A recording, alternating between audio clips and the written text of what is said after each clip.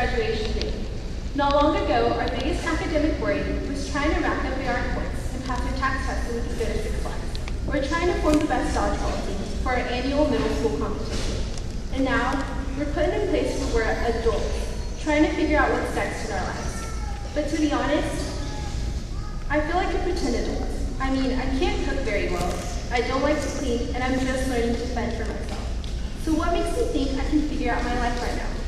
However, I don't think we have to have our lives mapped out at the moment.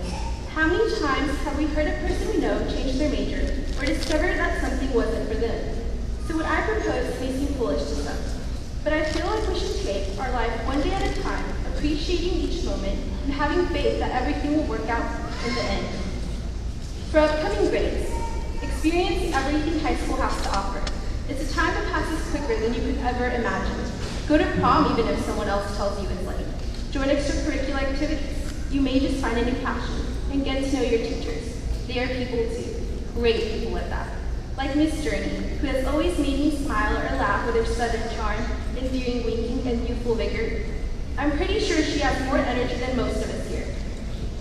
Or like Coach Ruiz, who is one determined woman. Trust me, with her as a mentor, it's hard not to strive for excellence.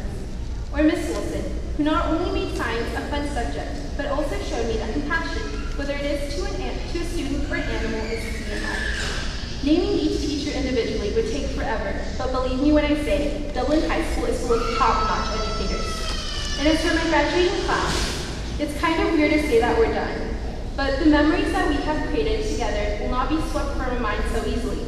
Years from now, we'll be telling our kids about how we awkwardly danced at prom to the wobble and the Cupid shuffle, or how you remember marching each day on that field in preparation for football season, or about those long hours you poured into your sport with your teammates.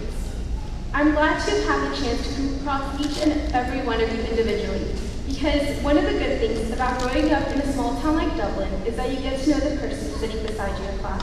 So thank you for these fun years we have shared. And thank you so much parents, family, friends, teachers, and administrators for being here today to honor the class of 2013. And to my parents, y para mis padres, les agradezco todo lo que hacen por mí y por su apoyo. Y aunque en veces no les diga, los quiero mucho y son una gran bendición. And of course, I thank God for giving us blissful moments like these, and because seriously, I would usually spend about as much time praying as I did studying when it came to my test, so he definitely deserves props. And to finish off, I'd like to share a poem with y'all. We started from the bottom, now we're here. Let's show this world what we got without the hesitance of fear. Whatever path we embark on, let's leave proud lion tracks behind. For of our good old Dublin town, they'll surely remind. For life will come with pain and sadness, but never lose those pretty smiles despite all the madness. Remain firm in your beliefs without succumbing to worldly pressure. Take life beat by beat, measure by measure. Hold on to your dreams until they are your reality. Think of this as a time of new beginnings and not a finality. Giving up is easy, but mediocre we are not. It would be like wasting all the obstacles we've already fought.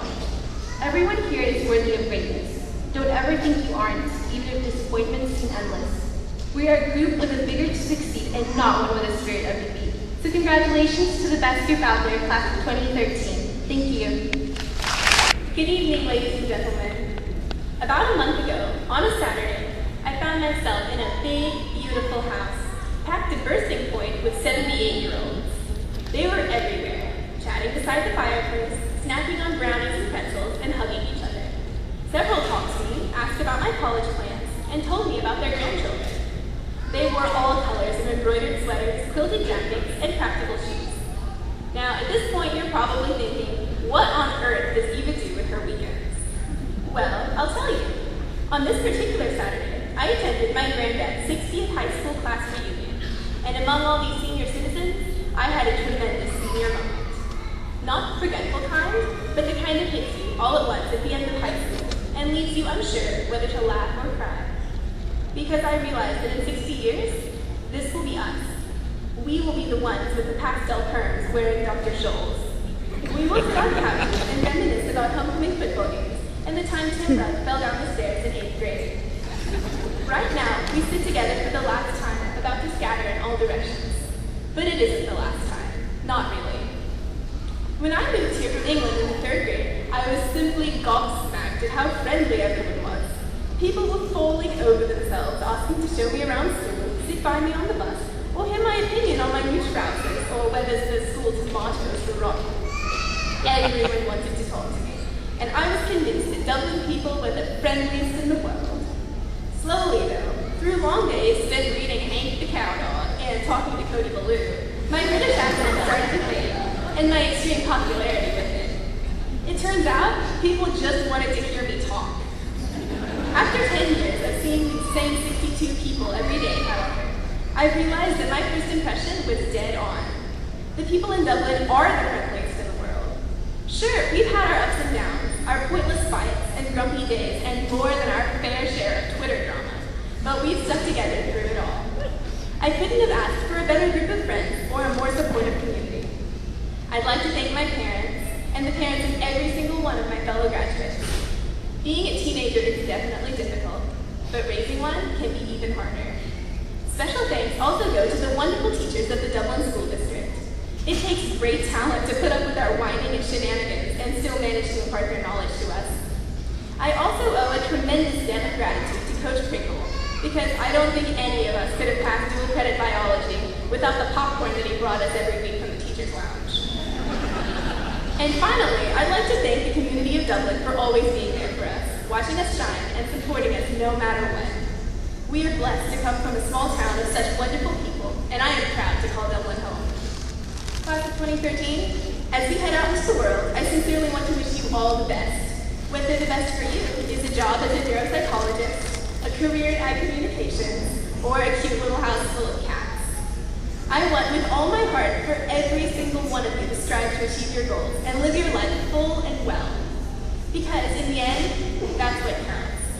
To say it in the words of the internet, YOLO, you only live once. So make the most of every minute. Take that risk, run that marathon, eat that frozen yogurt, interview for that job, get that haircut. The world is ours, class of 2013. Let's get out there and take it. And in 60 years, I expect to see every single one of you at our class reunion, Velcro shoes and all. I look forward to seeing pocket-sized pictures of your grandchildren and reminiscing about the last-minute struggles to find a date for senior prom. Altogether, there is no other group of 78-year-olds that I would rather spend a Saturday with. Thank you.